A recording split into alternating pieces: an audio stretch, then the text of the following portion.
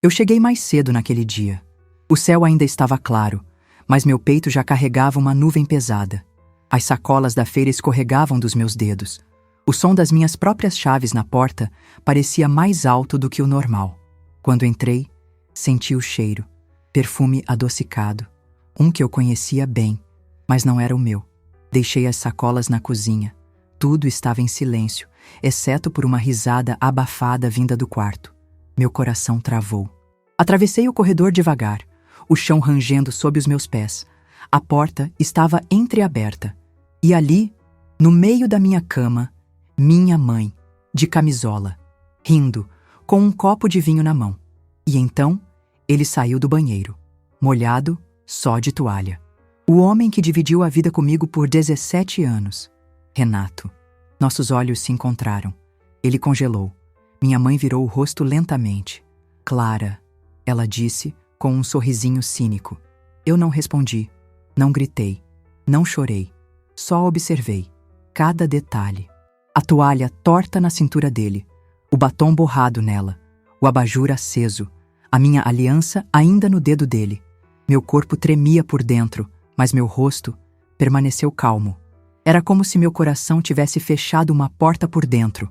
Naquele instante, uma parte de mim morreu, mas outra começou a nascer. Eles não sabiam, mas naquele momento, eu também comecei a trair. Traí tudo o que acreditava. Traí o papel de filha submissa. Traí o silêncio. A Clara que eles conheciam não voltaria mais. Porque naquela casa, entre vinho, toalhas e sorrisos falsos, eles enterraram uma mulher. E esqueceram que algumas mulheres voltam do próprio enterro. O que aconteceu depois, ninguém estava preparado para ver. Se histórias fortes e reais como essa tocam você, se inscreve no canal agora e ativa o sininho. Cada nova história pode ser a força que você precisava. Meu nome é Clara, tenho 42 anos. E até poucas semanas atrás, eu achava que minha maior qualidade era saber engolir sapos. Fui criada para servir. Desde pequena, aprendi que mulher que fala demais assusta.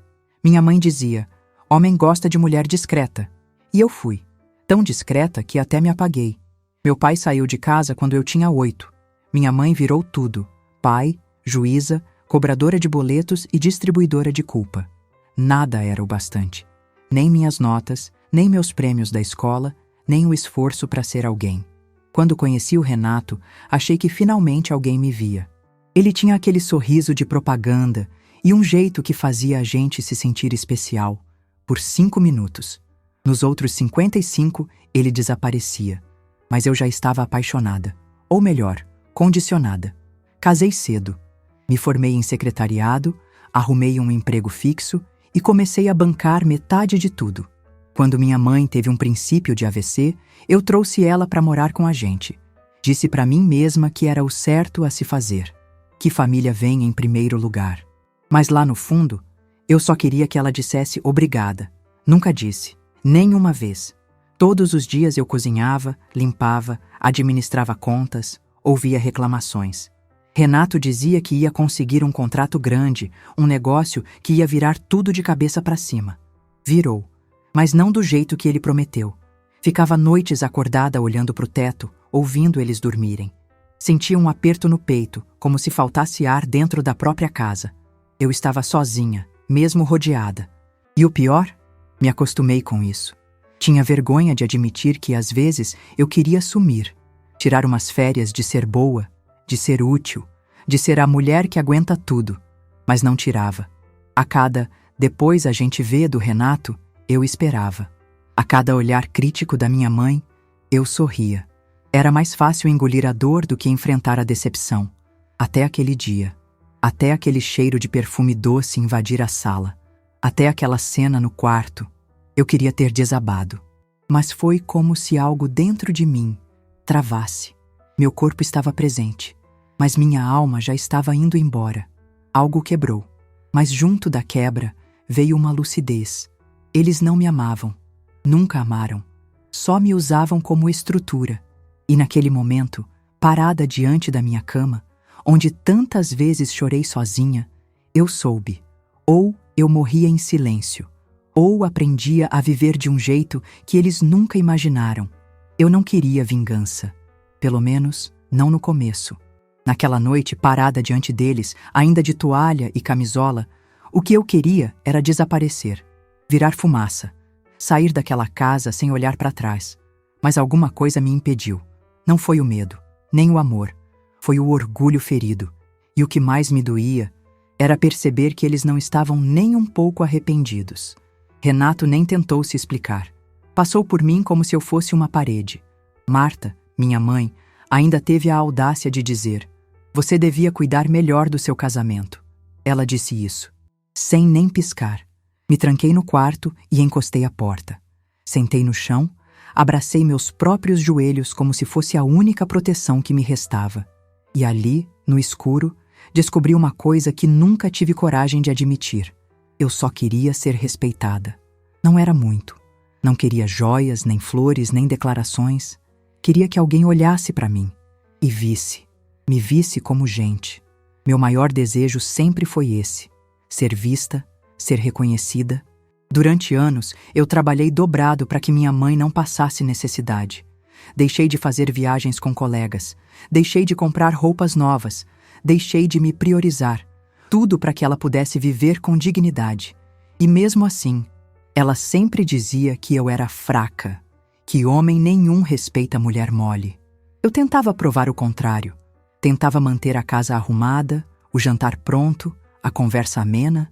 Tentava controlar o tom de voz para não parecer chata.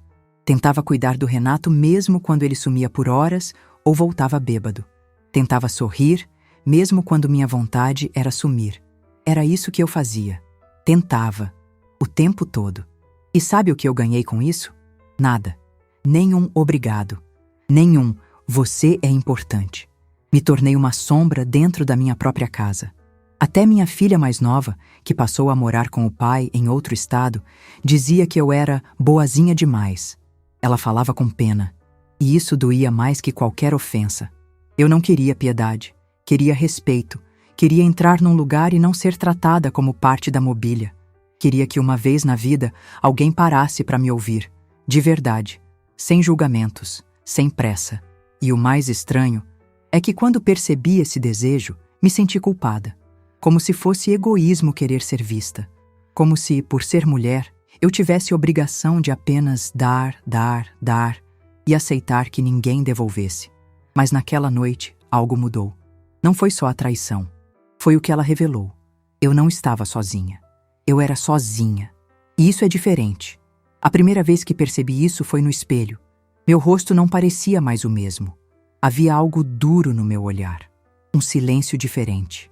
Eu me vi pela primeira vez como uma mulher ferida, mas também como uma mulher que podia fazer alguma coisa com essa dor. E aí, meu desejo deixou de ser apenas ser vista. Começou a crescer, a se transformar em algo maior. Eu queria que eles sentissem. Não a dor que eu senti, porque isso talvez fosse leve demais para eles, mas a ausência. Queria que provassem o gosto amargo da solidão. Queria que olhassem para uma cadeira vazia e sentissem o buraco que eu deixei. Queria que pela primeira vez se perguntassem: o que fizemos com ela? E não era para ter pena. Era para entender. Para finalmente enxergar a mulher que eles ignoraram por anos. Eu queria justiça. A minha justiça. E o mais cruel era saber que se eu sumisse naquele instante, eles não sentiriam falta. Sentiriam incômodo. Sentiriam a falta da comida feita, da roupa passada, do dinheiro pingado na conta. Mas não de mim, não da Clara. E isso me deu uma certeza. Eu não queria mais viver por ninguém.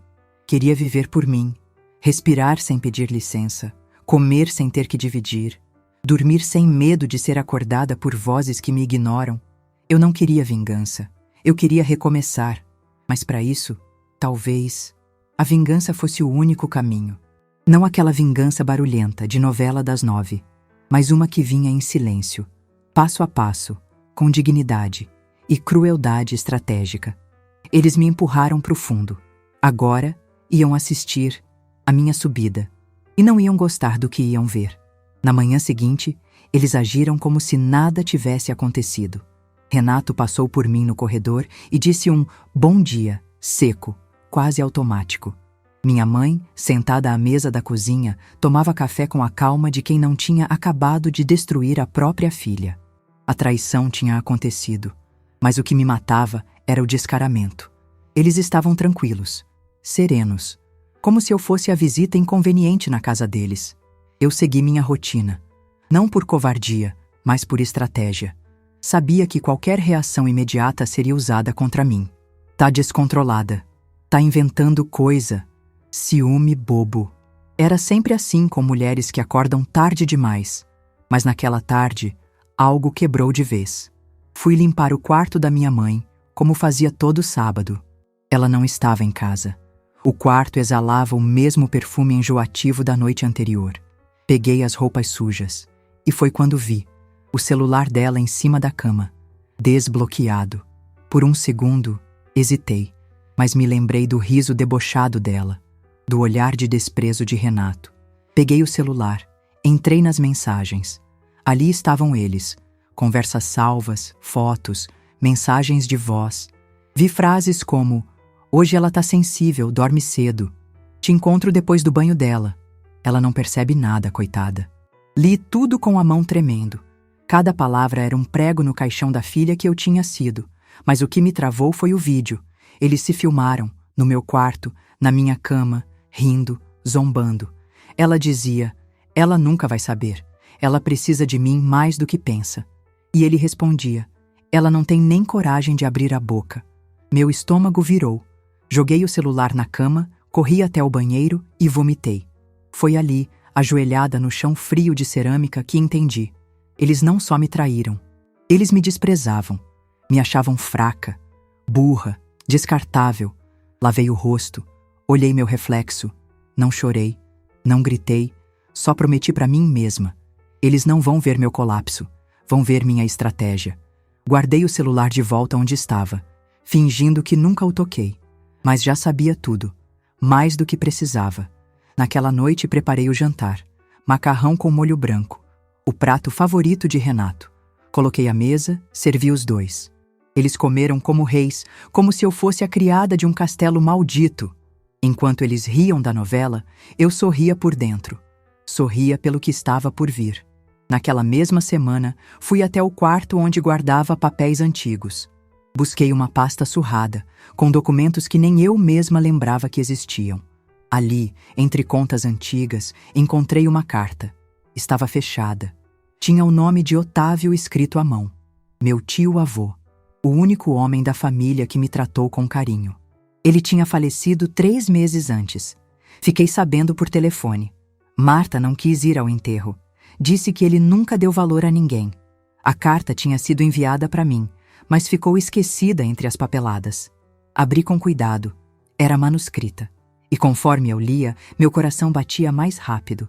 Minha querida Clara, você talvez não saiba, mas nos meus últimos anos, observar sua luta silenciosa me deu força. Você foi minha companhia, mesmo de longe. Fico em paz ao saber que alguém como você continuará o que um dia comecei. E então vinha o trecho que mudou tudo. Deixo para você não só minha casa, mas também os fundos da conta que mantive em segredo da família. É tudo seu. Use com sabedoria, com amor, Otávio. Eu reli 3 vezes. Cada palavra, cada linha. Uma herança, uma conta, uma casa. Era muito mais do que dinheiro. Era a chave que eu precisava. Mas ainda não era hora de agir. Era hora de planejar. E, mais do que isso, era hora de calar. Porque a partir daquele momento, o que eu sentia deixou de ser dor. Virou vantagem. E eles ainda iam me ver sorrir. Não por amor, mas pela última vez. Antes de eu mostrar quem era a verdadeira burra da história. Nos dias seguintes, me tornei um fantasma dentro da minha própria casa. Acordava cedo, preparava o café, lavava a louça. Eles já não fingiam mais. Renato saía do banho de roupão, mesmo quando minha mãe ainda estava na cozinha. Ela usava meus chinelos, comia da minha comida, falava alto, como se a casa fosse dela. Eu apenas observava, silenciosa, calculando. Mas quanto mais eu me calava, mais eles testavam meus limites. Num sábado, recebi uma ligação de um número desconhecido. Era do cartório. Falavam sobre os documentos deixados por Otávio. Confirmei tudo com calma. Combinei de passar lá na terça. Não contei a ninguém. Na segunda-feira, Marta entrou no meu quarto sem bater. Eu estava deitada. Ela olhou ao redor como se procurasse sujeira. Depois disse: "Você vai mesmo ficar nessa preguiça o dia inteiro?" Levantei devagar. "Eu trabalhei por 30 anos, mãe." Ela sorriu com escárnio. "Trabalhou? Pra nada. Pra viver aqui, sendo sustentada pelo meu genro." Não respondi. Nem uma palavra. Mas meu silêncio pareceu irritá-la. "Você acha que só porque cozinhou e limpou por uns anos tem direito a respeito? Você sempre foi fraca, Clara. Sempre. E fracas perdem os maridos." Aquilo me cortou por dentro. Mas o rosto continuou inexpressivo. Ela virou as costas e saiu. E eu soube. Ela não queria só me destruir. Ela queria me convencer de que eu merecia ser destruída. Naquela noite, Renato chegou tarde. Eu já estava na cozinha, lavando os poucos pratos do jantar. Ele encostou na porta com a mesma expressão fria de sempre. "Clara, a gente precisa conversar." Respirei fundo. "Claro." Ele entrou, puxou uma cadeira. Sentou, cruelmente calmo. "Olha, isso tudo tá ficando estranho. A gente aqui, convivendo, fingindo. Fingi que não entendi." "Fingindo o quê?" Ele riu. "Clara, por favor, você sabe. Eu e sua mãe, a gente se entende. É diferente. Com você, parece que não existe mais nada." Meu coração batia rápido, mas meu rosto era pedra. "Você tá me dizendo que prefere a minha mãe?" Ele deu de ombros. "Eu tô dizendo que eu tô cansado. Que a vida é curta demais para ficar preso a alguém que não se cuida. Você não se arruma mais. Não sai, não conversa. Você parou no tempo. Minha garganta travou. Então você achou justo se jogar na cama com ela? Eu não planejei. Aconteceu. A Marta, ela me entende. Ela me admira. Engoli a raiva como quem engole vidro. E eu? Eu que banquei tudo? Eu que cuidei de vocês?" Ele levantou. "Você fez o que qualquer mulher faria. Não te devo gratidão por isso." Meu sangue gelou. A forma como ele disse, como se eu fosse uma funcionária mal remunerada. Sem valor. Sem importância. Na manhã seguinte, acordei antes do sol. Fiz café. Coloquei na mesa. Deixei um bilhete. "Hoje não volto para o almoço." Saí com passos firmes. Fui ao cartório. Assinei os documentos. Conferi cada cláusula do testamento. Otávio tinha deixado não só a casa, mas também um valor considerável aplicado em fundos. Era mais do que eu esperava. Mais do que eu jamais tinha tido.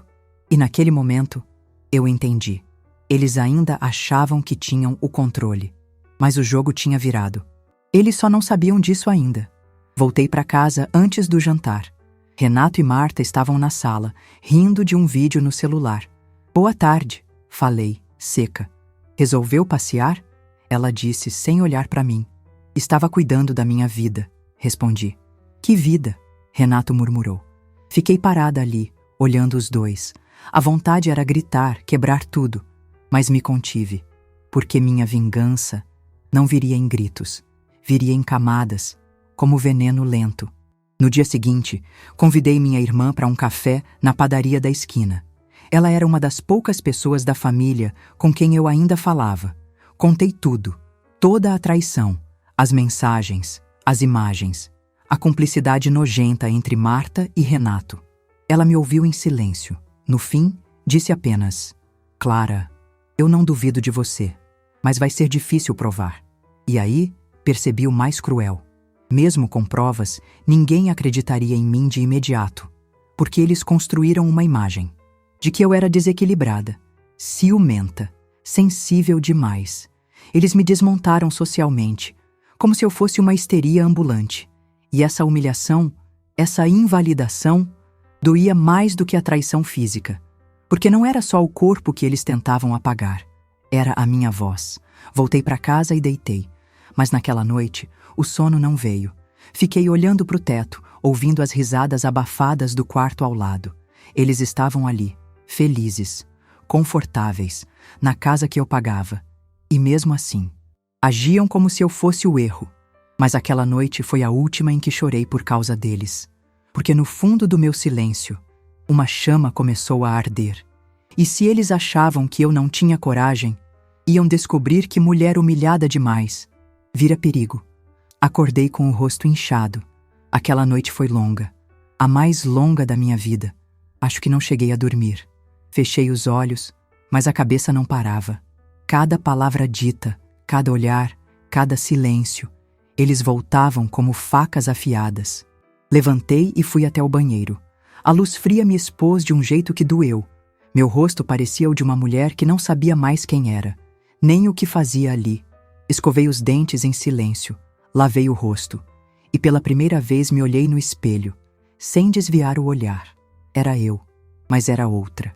Tinha algo de novo nos meus olhos, um peso, uma sombra, mas também uma força estranha, quase perigosa. Me vesti e fui preparar o café. Quando entrei na cozinha, Marta já estava lá, com aquela cara de dona da casa, o jornal aberto, os óculos na ponta do nariz. "Dormiu bem?" Ela perguntou sem me encarar. "Como uma pedra." Ela sorriu debochada. "Deve ser bom ter a consciência leve." Não respondi.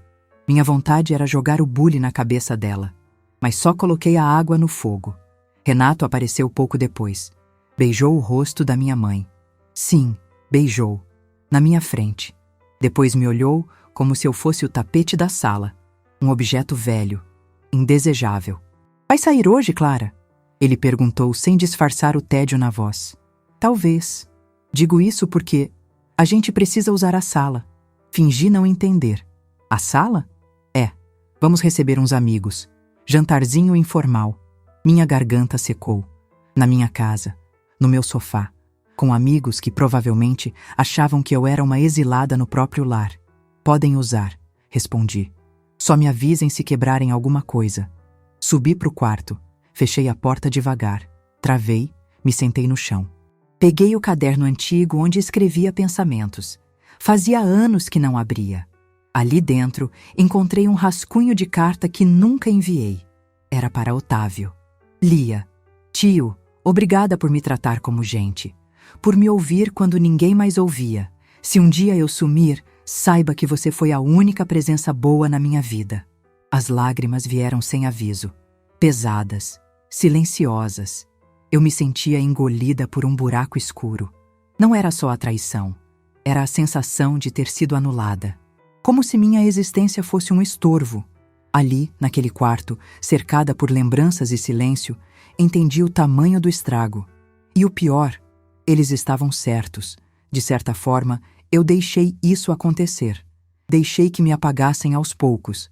Me acomodei na dor, na solidão, no papel de mulher que aguenta tudo. Fechei o caderno, deitei no chão, fiquei olhando para o teto e comecei a imaginar. Imaginei minha vida longe dali. Imaginei não ouvir mais aquela voz cortante da minha mãe. Não sentir mais o cheiro do perfume barato. Não ver mais Renato saindo do banheiro como se fosse rei. Pela primeira vez, imaginei liberdade. E foi nessa imaginação que algo acendeu. Não uma esperança, mas um plano. Eles me achavam burra, submissa, vazia. E isso seria minha arma. Naquela noite, desci para a sala durante o jantarzinho informal. Estavam todos ali, amigos de Renato, coleguinhas da Marta, todos sorrindo, falando alto, rindo de piadas que não faziam sentido. Eu fui até a cozinha, peguei uma taça de vinho e voltei. Todos pararam por um segundo, talvez porque não esperavam me ver. Renato fingiu simpatia. "Clara, você quer se juntar a nós?" "Só vim brindar." Levantei a taça. As máscaras, que um dia caem. Silêncio. Sorrisos sem graça. Marta trocou de assunto rapidamente. Subi de novo. E pela primeira vez em muito tempo, dormi. De verdade. No dia seguinte peguei um caderno novo. Comecei a anotar tudo. Passo a passo. Datas, frases ditas. Despesas da casa que eu bancava. Mensagens salvas. Minha dor virou um arquivo. Minha humilhação, um relatório. Toda vez que a raiva batia, eu escrevia. E toda vez que a tristeza voltava, eu relia. Renato começou a perceber meu silêncio, mas não disse nada. Marta, por outro lado, começou a provocar. "Tá calada por quê, Clara?" "Engoliu a língua?" Respondi com um sorriso. "Tô só escutando." Ela riu. Vai ver, tá tramando alguma coisa. Olhei nos olhos dela. Quem sabe? Ela parou por 2 segundos. A primeira vez que vi um traço de desconforto naquele rosto. Era isso. O desconforto seria meu primeiro presente para eles. Ainda não era hora de agir, mas já não era mais tempo de sofrer. Minha humilhação tinha se transformado, virado combustível, e a mulher que eles achavam enterrada já estava de pé, só que agora, mais fria, mais silenciosa e muito, muito mais perigosa. Aproveita e me conta nos comentários de qual cidade você está assistindo. De verdade, eu leio tudo e faço questão de responder com carinho quem tira esse tempinho. Na manhã de terça, fui até o banco. Entrei como quem entra em uma farmácia, sem alarde, sem pressa. Usava a mesma blusa de sempre, cabelo preso, bolsa gasta no ombro, a mesma Clara de sempre, por fora. Mas por dentro, eu era outra. A gerente me atendeu com um sorriso educado. "A senhora é Clara Vasconcelos?" perguntou, olhando o documento. Assenti. Ela conferiu os dados, olhou para mim com curiosidade contida e então chamou. "Me acompanhe, por favor." Entramos numa sala envidraçada. Ela me ofereceu água. Neguei. Só queria entender o que estava acontecendo. "O senhor Otávio Vasconcelos deixou instruções muito claras", disse ela, abrindo uma pasta com papéis. "O testamento dele passou por inventário recentemente e sua parte foi liberada. Ele tinha uma conta pessoal que ninguém conhecia, em um banco privado. Tudo foi transferido para cá conforme o desejo dele." Meus dedos se fecharam no colo. "E quanto tem nessa conta?" Ela virou a tela discretamente. Meu coração parou por um segundo. 7 dígitos, com vírgula e centavos. Dinheiro suficiente para comprar minha liberdade. E se eu quisesse, a destruição deles. Assinei todos os papéis em silêncio. Ela me entregou o novo cartão. Disse que eu poderia acessar tudo a partir do dia seguinte. A conta era só minha. Nenhuma pendência, nenhuma cláusula restritiva. Saí do banco com o sol batendo forte no rosto. Fechei os olhos por um segundo. Respirei fundo. O mundo parecia mais leve, mas dentro de mim, tudo pesava. Por que Otávio fez aquilo? Ele nunca teve filhos. Era irmão do meu pai. Depois do divórcio dos meus pais, ele praticamente desapareceu. Mas sempre me mandava cartões no Natal. Me ligava em aniversários. Perguntava da vida, mesmo quando a vida doía.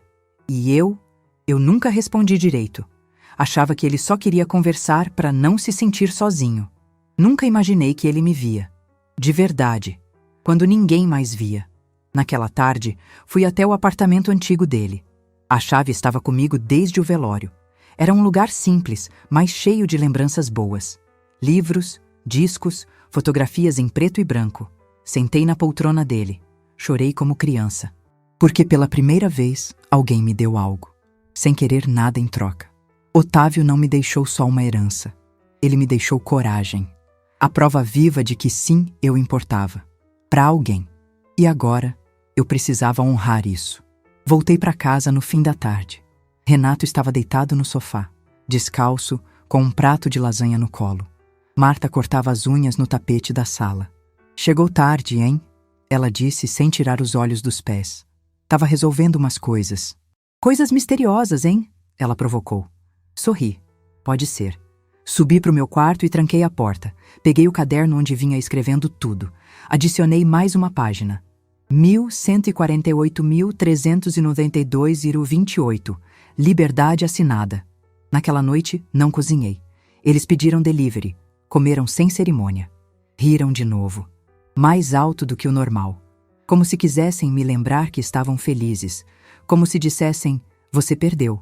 Mas eu não tinha perdido. Eu estava me posicionando. Passei os dias seguintes montando uma nova rotina. Voltei a caminhar de manhã. Fiz hidratação no cabelo, comprei roupas novas, mudanças sutis, mas visíveis. Marta percebeu primeiro. "Cabelo novo?" comentou, sem olhar para mim. "Gosto de me cuidar." Voltei a gostar. Renato levantou os olhos do celular. Fingiu não se importar, mas notou. Comecei a chegar mais tarde. Deixava bilhetes curtos, saía sem dizer para onde ia. Fui até uma corretora de imóveis. Encontrei um apartamento pequeno, confortável, novo. Assinei o contrato à vista, sem financiamento, sem parcelas. Peguei as chaves e entrei no espaço vazio como quem entra num templo. Ali, ninguém gritaria comigo. Ninguém usaria minha cama para rir da minha dor. Ali, eu era livre. Comprei móveis, talheres, roupa de cama. Tudo novo. Tudo escolhido por mim. Pela primeira vez em muito tempo, cada detalhe da minha vida era uma escolha. Voltei para casa velha e guardei cada item importante em caixas. As memórias boas foram poucas, mas levei comigo o que importava, deixei o restante lá, como uma casca que eu não precisava mais carregar. Renato percebeu a movimentação. Tá se mudando? Tô. Vai pra onde? Pra longe. Ele riu debochado. Tá brincando, né? Não. Ele parou por um segundo. E como vai pagar por isso? Vai viver de quê? Me aproximei. Olhei bem nos olhos dele.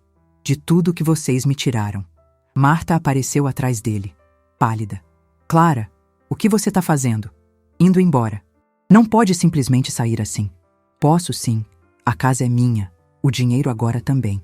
E a vida voltou a ser minha. Eles não disseram nada. Não sabiam o que dizer. Pela primeira vez, estavam sem controle.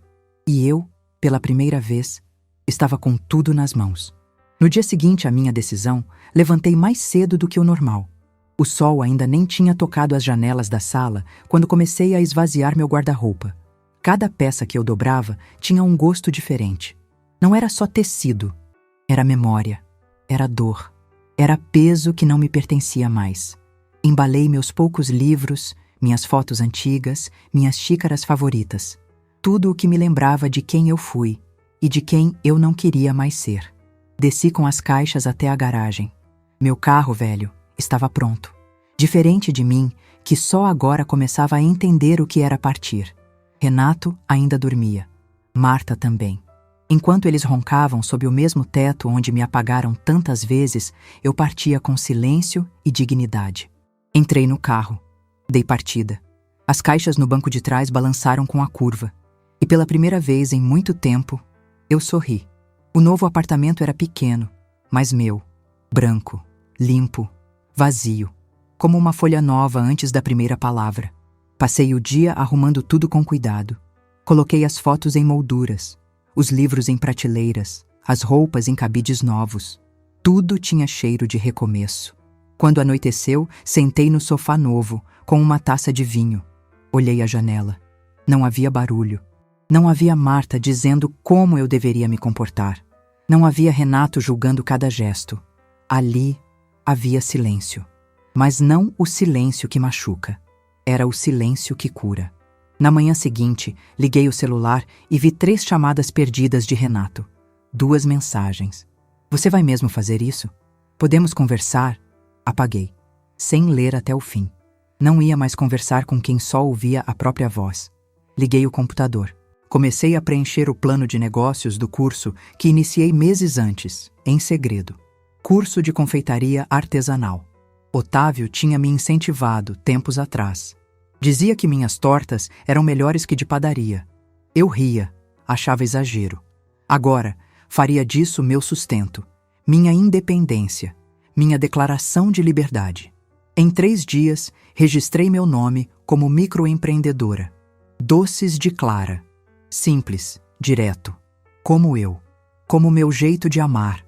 Como minha forma de viver. Criei uma página nas redes sociais. Anunciei combos de bolos e tortas. Primeiro para os vizinhos. Depois para os contatos antigos da empresa onde trabalhei. E então, as encomendas começaram a chegar. Poucas no início. Depois, mais. Depois, muitas. A primeira venda me fez chorar. A segunda, sorrir. A terceira, me fez lembrar que eu ainda estava viva. Passei dias assando, decorando, entregando. O dinheiro era pouco, mas era meu. E isso bastava. Um dia, durante uma entrega, encontrei uma colega de infância. Ela arregalou os olhos ao me ver tão diferente. Clara, meu Deus, como você tá bem. Eu sorri, sem me explicar. Ela não precisava saber, só precisava ver. E estava vendo. Algumas semanas depois, fui ao mercado e encontrei Marta. Sozinha, cabelo desgrenhado, expressão abatida. Ela me viu. Parou. Como se tivesse visto um fantasma. Clara, Oi. Ela se aproximou devagar, como quem pisa em cacos de vidro. Você tá bem? Melhor do que nunca. Ela hesitou. Renato? Ele tá meio perdido, anda bebendo, disse que você não atendeu mais. E não vou atender. Não devo mais nada a ele. Nem a você. Ela engoliu seco. Eu sei que errei. Errou? Ela abaixou os olhos. Eu fui longe demais. Não, mãe. Você não foi longe. Você foi exata. Fez exatamente o que queria. O problema é que achou que eu não ia me levantar. Ela tentou tocar meu braço. Afastei devagar. Me perdoa, Clara. Olhei para ela por alguns segundos. Não, mas eu entendo. E já é o suficiente para eu seguir. Ela ficou ali, parada, enquanto eu saía do corredor de frios com a cabeça erguida. 2 semanas depois, recebi uma ligação do banco. Me ofereceram uma proposta para abrir uma conta empresarial. Disseram que meu perfil era promissor, que meus recebimentos tinham crescido rápido. Desliguei o telefone com uma sensação nova, a de ser reconhecida, sem ter que implorar por isso. Renato ainda tentou aparecer. Uma tarde, fui surpreendida por batidas na porta. Abri. Lá estava ele, mais magro, com o olhar perdido. Clara, eu errei. A gente errou. Mas você também não foi fácil. Ri. Simplesmente ri. Eu era fácil demais, Renato. Esse foi o problema. Ele respirou fundo. Eu sinto sua falta. Você sente falta do que eu fazia por você. Não de mim. Eu ainda te amo.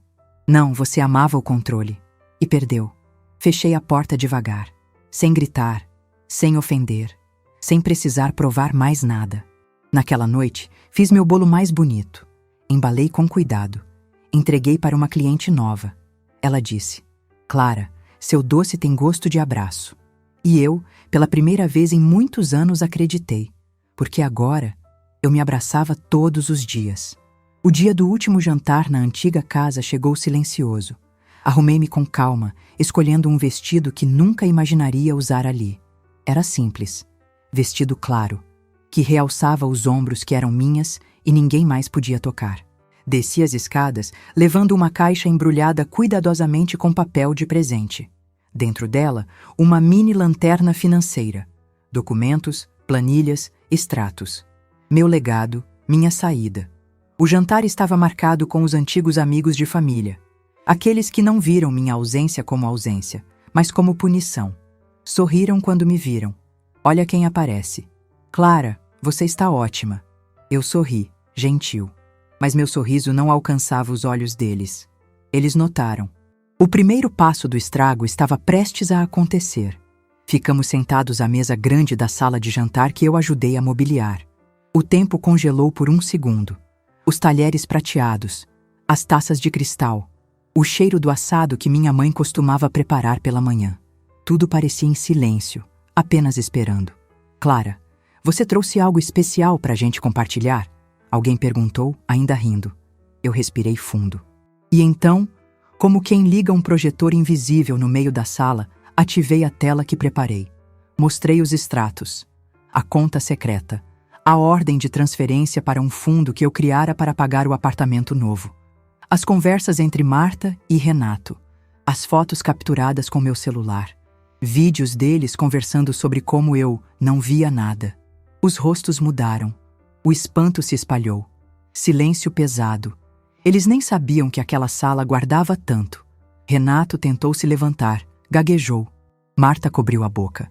Os antigos amigos olhavam entre mim e a tela. Eu não vim implorar. Minha voz saiu firme, cortante. Vim prestar contas daquilo que paguei com sacrifício e da traição que aconteceu bem aqui. Minhas mãos tremiam. Não de medo, de intensidade. Finalizei com calma. A casa foi transferida. O dinheiro investido. Vocês já não têm mais o que julgar. Silêncio total. Alguns instintos falaram. Gritar, bater na mesa, chorar. Mas eu apenas me levantei. Caminhei até a porta da sala. Meus sapatos ecoavam. Cada passo era uma consideração silenciosa. Isso é meu. Parei na soleira. Olhei por 1 segundo para dentro. Eles estavam paralisados. Olhares confusos, choros disfarçados. E eu, por dentro, era só leveza. Fui embora. Entrei no carro, sentei no banco confortável e senti o peso escapar. Liguei o rádio. Uma música suave preencheu as caixas de som. Era a trilha sonora da minha liberdade. Cheguei no apartamento novo. Abri a porta. Um suspiro saiu, profundo, cheio de vida. Meu território. Coloquei a caixa dos documentos no centro da sala vazia. Olhei ao redor. Soube que tinha chegado ao fim de uma era e ao início de outra. Aquela caixa e aquele rosto diante do espelho me faziam sentir poderosa. Reescrevendo minha história. No quarto, encontrei a caixa de decoração. Peguei uma moldura simples. Dentro dela colocaram uma foto antiga. Eu e Otávio, no jardim dele, sorrindo. Fixei com fita dupla face. Ele foi o único que me viu inteira. E agora eu estava inteira. Abri a geladeira, coloquei vinho sozinha. Me sentei no sofá, sozinha. E sorri. Por fim, entendi. Minha superação não foi alta, dramática. Foi sutil, silenciosa, impressionante por sua calma. A cada entrega de bolo, a cada comentário de cliente, o peso ia embora. Mas foi naquele momento, naquele jantar fantástico e silencioso, que me ouvi pela primeira vez. Sou uma mulher que ressurgiu, de cinzas, com dignidade, com estratégia, com tudo que roubaram de mim, de volta. Passei a viver como se tudo o que construí estivesse suspenso num fio invisível. Uma vitória silenciosa. Aos poucos percebi os reflexos do meu despertar no ambiente ao meu redor. Na semana seguinte, recebi apenas 2 mensagens de Renato e uma de Marta. Precisamos conversar. Você vai nos fazer pagar caro. Te amo. Li. Respirei. Apaguei. Todas. E a vida seguiu. O doces de Clara crescia. Os pedidos aumentavam. A cada entrega, mais elogios chegavam. Que presença nos seus doces. Seu trabalho me trouxe conforto. E dentro de mim, um alicerce se firmava. Mas a verdadeira virada veio quando a mãe chegou à porta da confeitaria, sem avisar. Ela me viu de avental, cabelo preso, mãos cobertas de farinha, olhos brilhando. Clara, disse ela com voz trêmula. Parecia assustadoramente frágil. Você, tá bem? Sorri com cuidado. Estou. Ela me olhou como quem tenta reconhecer um fantasma. E então pediu.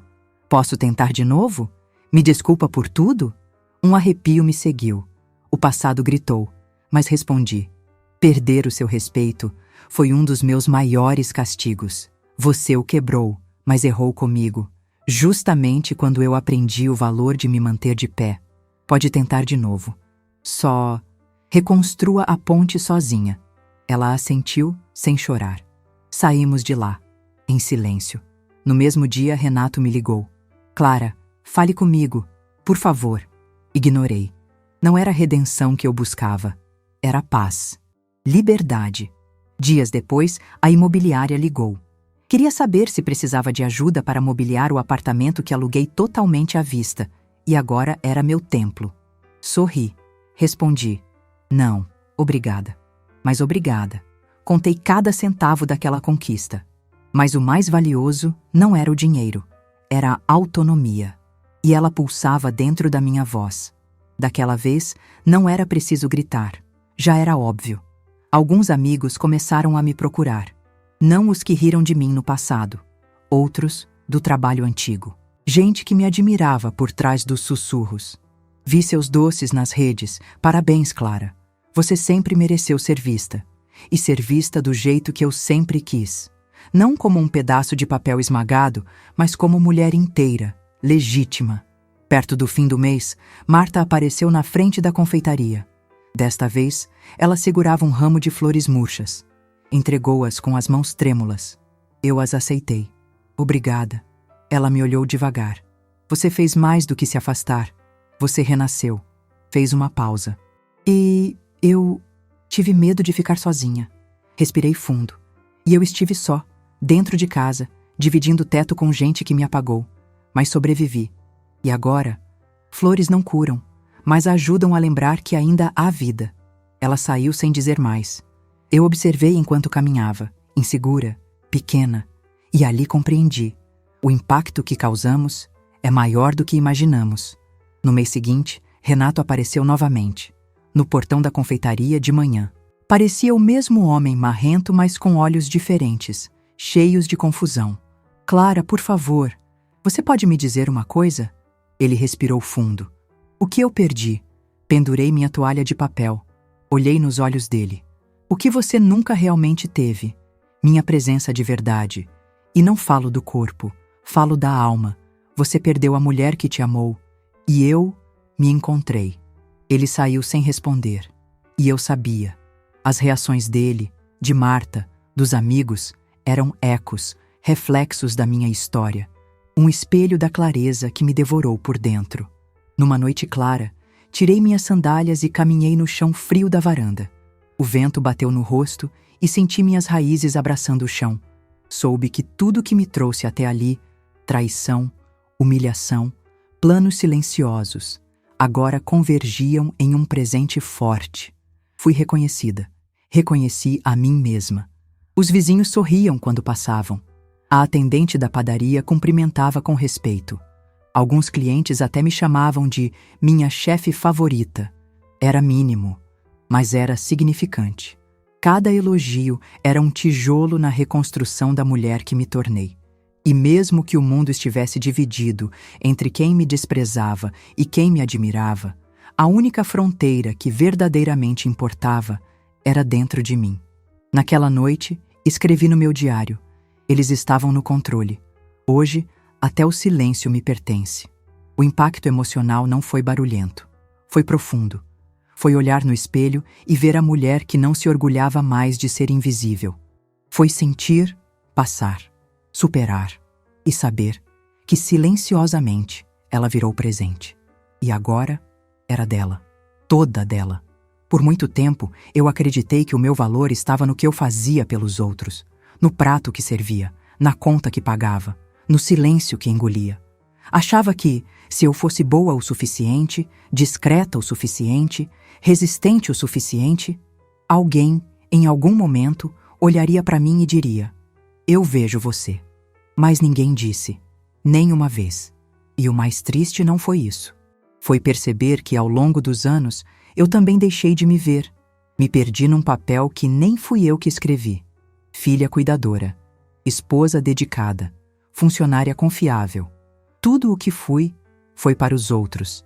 E no dia em que desmoronei, não foi a traição que mais me feriu. Foi a constatação de que eu me apaguei por vontade própria. Dei a eles o fósforo e a gasolina. E ainda pedi desculpa pela fumaça. Hoje eu entendo. Amor que exige desaparecimento não é amor. Respeito que precisa ser implorado nunca foi respeito. Família que só funciona quando você se cala não é família. É cárcere emocional. E minha liberdade não veio com grito. Veio com silêncio, com passos calculados, com coragem construída em pedaços. Aprendi que dignidade tem som de porta se fechando devagar. Tem gosto de comida feita para si mesma. Tem cheiro de casa nova que só abriga paz. Eu não virei outra pessoa. A verdade é que eu voltei a ser quem sempre fui. Antes do medo. Antes das promessas que nunca vieram. Antes do amor que sempre pedia mais do que dava.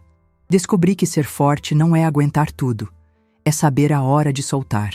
É se recusar a continuar onde não há reciprocidade. É escolher a si mesma mesmo quando isso significa caminhar sozinha. E quer saber? Sozinha, eu descobri que minha companhia é boa, que meu silêncio é sábio, que minha presença preenche, mesmo quando ninguém reconhece. Hoje, olho no espelho e vejo outra mulher.